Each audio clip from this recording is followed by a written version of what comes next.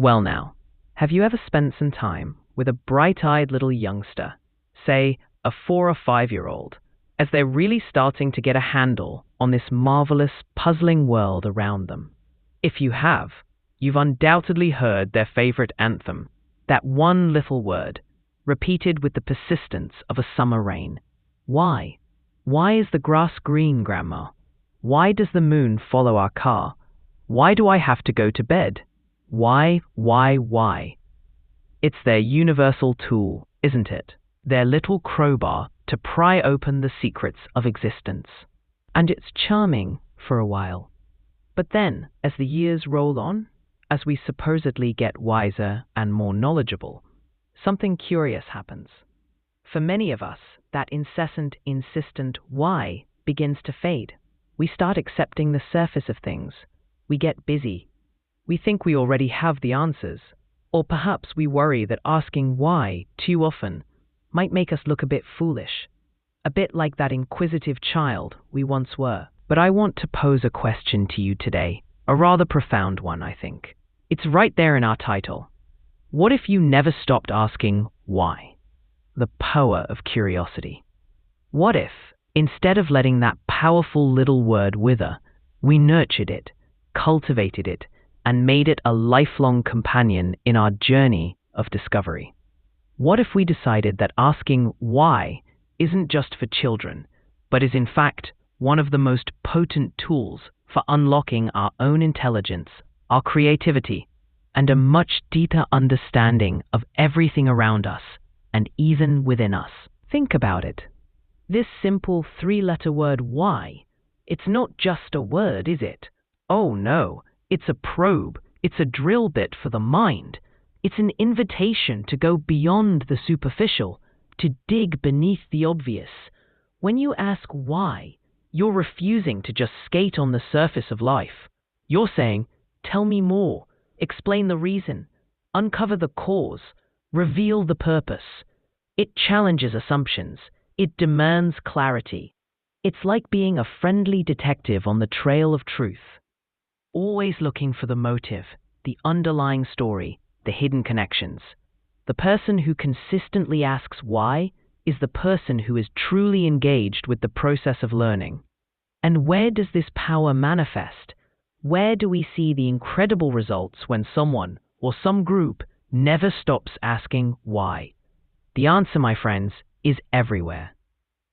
Consider the realm of personal understanding and self-awareness. Have you ever really turned that why inward? Why do I react so strongly to that particular situation? Why do I hold this belief so dearly? And where did it truly come from? Why are these my goals? And are they truly my goals, or ones I've inherited without question? Asking these kinds of personal whys can be a bit uncomfortable sometimes, can't they? It means looking in the mirror with an honest eye. But oh, the rewards. This persistent inner inquiry can lead to profound self-discovery, to a genuine understanding of your own motivations, your fears, your passions. And with that understanding comes the power to make conscious, deliberate changes, to live a life that's more authentic, more aligned with your deepest self. Why wouldn't you want that? In this learning and education, the student who merely memorizes facts to pass a test, why, they might get the grade. But the student who constantly asks, but why does this principle work this way? Why did that historical figure make that choice? Why is this theory significant? That's the student who is building genuine comprehension, not just a collection of data. That's the student who is transforming information into usable knowledge. The classroom, the seminar, the book, they all come alive when you bring your why to the table. Why settle for knowing what when you can also understand why? And what about problem solving and innovation? I've seen it time and time again in business and in life. The most persistent problems are often the ones where people have stopped asking why at a fundamental level. They just keep patching the symptoms. But the innovator, the true problem solver, they come along and they start digging. Why is this system so inefficient? Why are our customers not entirely satisfied with this. Why are we still doing it this way when technology has changed? Why can't this be better? You've heard of the 5 whys technique, perhaps? It's a simple idea. When faced with a problem, you ask why 5 times, each answer forming the basis of the next question. Why? Because it helps you drill down to the root cause, not just the surface issue. And once you understand the true why of a problem, you're halfway to a truly effective solution. Why not try it on a challenge you're facing? This powerful question even transforms our relationships and our capacity for empathy. When someone is acting in a way that puzzles you, or perhaps even frustrates you, what's your first instinct? Is it to judge, to react, or could it be to pause and quietly ask, I wonder why they are doing that? What might be their underlying reason, their fear, their need, their story? When you approach others with a genuine curiosity about their whys, it opens the door to deeper understanding and, on a grander scale, consider societal progress.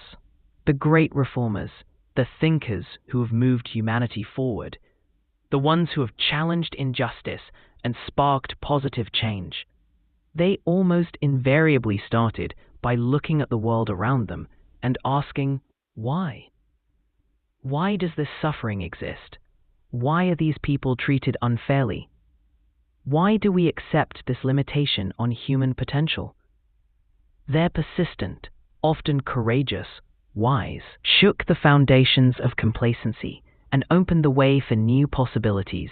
Now, what happens if we don't ask why? What are the consequences of letting this powerful tool gather dust? Well, we tend to live a more superficial life, don't we? We might accumulate a lot of information, but very little deep understanding. We might accept routines, traditions, even dogmas, without ever really examining if they make sense, if they're still relevant, if they're truly serving us. We can miss out on countless opportunities for growth, for improvement, for innovation, simply because the question why never occurred to us, or we dismissed it. And frankly, if you don't develop the habit of asking why, you can become more vulnerable to manipulation. If you don't question the reasons behind what you're told, you might find yourself accepting almost anything. It's like going through life, reading only the headlines or the Cliff's Notes version of a great novel, and missing all the richness, all the depth, all the profound meaning that lies beneath. Why would anyone choose that? The good news is, this why habit can be reawakened. It can be cultivated at any age. How? First, give yourself permission. Remind yourself, then learn to dig deeper. Don't be satisfied with the first easy answer. Ask why again, and then again. Like peeling the layers of an onion to get to the core, each why can take you to a more fundamental level of understanding. Turn that question inward and challenge your own assumptions. Why do I really believe this is true? What's the evidence for my own long-held opinions? That takes a bit of courage, but it's incredibly rewarding. Listen to the whys of others, especially children. They are often natural masters of this art. Their innocent whys can sometimes cut through layers of adult complexity and get right to the heart of the matter. And, crucially, create space for inquiry. You can't effectively ask why and ponder the answers if your mind is always cluttered and your schedule is always rushed. Allow yourself moments of quiet reflection, time to just think and wonder. Why is it that our best ideas often come when we're relaxed and not forcing them? You'll find that a well-placed why is often the necessary precursor to the practical how and the imaginative what if. Once you truly understand why something is the way it is, or why a problem exists, the path to how to improve it or how to achieve a different outcome often becomes much clearer. And that deep understanding of why is also what fuels the most powerful what-if questions, the questions that lead to breakthroughs and innovations. So, my friends, The adventure of what if you never stopped asking why is an invitation to a richer, deeper, more engaged way of living.